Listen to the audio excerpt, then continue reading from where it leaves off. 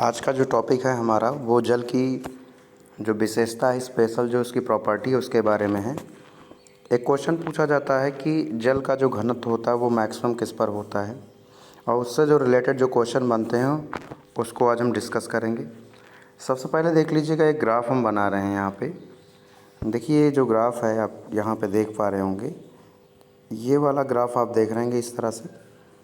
इस एक्सिस पर हम टेम्परेचर लेते हैं और इस वाले पर हम क्या लेते हैं, आयतन लेते हैं। देखिए जब टेम्परेचर अगर हम इस वाले पॉइंट पर मान लीजिए यहाँ पर ले रहे हैं, तब आप देख रहे हैं कि जो इसका आयतन है वो यहाँ पर है, ये इतना है। तो जैसे ही हम टेम्परेचर को क्या करेंगे, घटाएंगे। मान लीजिए इस पॉइंट पर आ गए हम, तो हमारा आयतन क्या हो गया, यहाँ पर आ गया।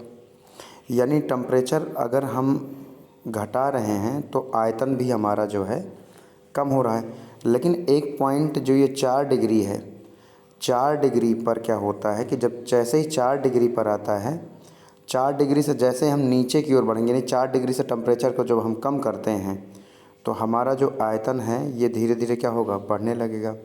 यानी कहने का मतलब ये है कि जो जल की प्रॉपर्टी है 0 से 4 डिग्री तक, 0 से कितने डिग्री तक, 4 डिग्री तक, इसमें आयतन क्या होता है, घटता है।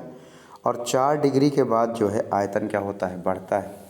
इसी को अगर हम उल्टा करेंगे, तो अगर हम उल्टा इसको समझें तो यहाँ से इस बात समझ में आती है कि अगर हम ऊपर से टेम्परेचर को कम करेंगे तो 4 डिग्री तक हमारा जो आयतन है वो कम होता है। लेकिन जैसे ही हम इसको 4 डिग्री से और नीचे लेके जाते हैं तो ये हमारा धीरे धीरे क्या करता है, इंक्रीज करता है। जस्ट इसी का अपोजिट क्या होता है, हमारा घनत्व होता है। तो 4 डिग्री पर देखिए 0 से 4 डिग्री तक जो है हमारा घनत्व क्या होता है, बढ़ता है। यानी जल का घनत्व 0 से 4 डिग्री तक बढ़ेगा। तो देखिए 4 डिग्री पर ये मैक्सिमम वैल्यू दे रहा है। लेकिन जैसे ही हम 4 डिग्री से आगे की ओर बढ़ेंगे तो टेम्परेचर हमारा क्या होता है, घटता है। तो कहने की ये बात यहाँ से समझ में जो हमें समझना है यहाँ से कि 0 से 4 डिग्री तक जो है घनत्व जो है हमारा बढ़ता है, और 4 डिग्री से आगे चलने पर हमारा घनत्व जो है कम होता जाता है। तो आयतन के रिस्पेक्ट में 0 से 4 डिग्री तक आयतन घटेगा, लेकिन 4 डिग्री से आगे बढ़ेगा।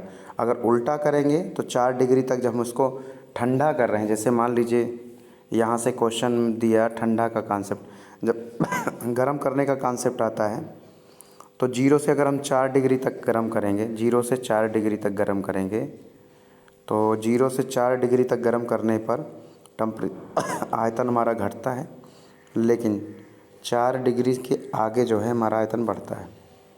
जस्ट इसका अपोजिट केस है कि अगर हम चीज़ों को ठंडा करेंगे तो 4 डिग्री तक हमारा आयतन घटेगा, उसके बाद 4 डिग्री जैसे ही कम जाएंगे हमारा आयतन बढ़ेगा। इसका कुछ डेली लाइफ में एग्जांपल है, इसको हम देखेंगे। जैसे यहाँ से एक चीज़ है कि जल का जो विशेष गुण है उसको समझेंगे। जल का जो आयतन होता है 4 डिग्री पर न्यूनतम होता है, घनत्व जो होता है वो 4 डिग्री पर अधिकतम होता है।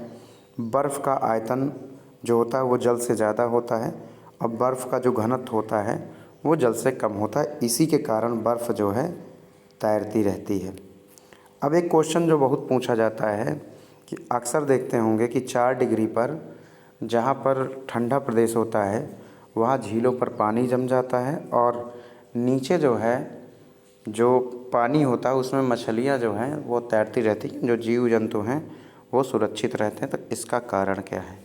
तो देखिए 4 डिग्री सेंटीग्रेड पर आप देख रहे हैं कि डेंसिटी क्या होती है, मैक्सिमम होती है। घनत्व जो है क्या होता है, अधिकतम होता है। तो जब घनत्व अधिकतम होगा, तो आप ये यहाँ से समझिए कि घनत्व अगर अधिकतम हो रहा है तो यहाँ पर ये जो बर्फ़ है ये ऊपर जो है क्या कहते हैं, ये जम जाती है बर्फ़। और एक क्योंकि हम जानते हैं कि ये ऊष्मा का कुचालक होती है, तो यहाँ से ये ऊष्मा को अंदर नहीं जाने देती है, तो एक लेयर बना लेती है। तो यहाँ जो जल है इसमें जो मछलियाँ हैं वो तैरती रहती हैं। तो एक क्वेश्चन ये पूछता है कि 4 डिग्री पर जो बर्फ़ जो झील होती है उनके ऊपर जो बर्फ़ होता है लेकिन अंदर जल रहता है जिसमें मछलियाँ सुरक्षित रहती हैं। तो उसका रीज़न यही है कि 4 डिग्री पर डेंसिटी ज़्यादा होने का कारण, क्योंकि बर्फ़ की डेंसिटी जल से जो है आपका कम है, तो इसलिए ये ऊपर तैरती रहती है और अंदर पानी रहता है जिससे मछलियाँ सुरक्षित रहती हैं। एक और फैक्ट हम जानेंगे यहाँ से कि बर्फ़ का घनत्व जल के लगभग 9/10 भाग का होता है। इसका मतलब है कि अगर 90% पानी जो बर्फ़ है 90% जल के अंदर रहेगा और लगभग 10% जो है वो पानी के ऊपर उभरा, इसलिए हमको बर्फ़ जो है तैरती हुई दिखाई देती है।